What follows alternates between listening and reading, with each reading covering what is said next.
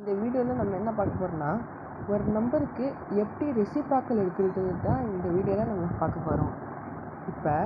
நான் இப்போ 2 எடுத்திருக்கேன். 2ஓட ரெசிப்ராக்கல் வந்து 1/2 தானே.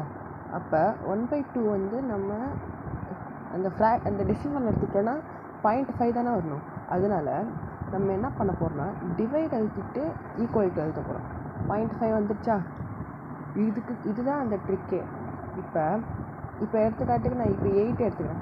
அதோட ரெசிப்ராக்கல் எனக்கு வேணும்னா கொடுத்துருச்சு 0.125. அப்போ 1/8ஓட வேல்யூ என்ன? 0.125.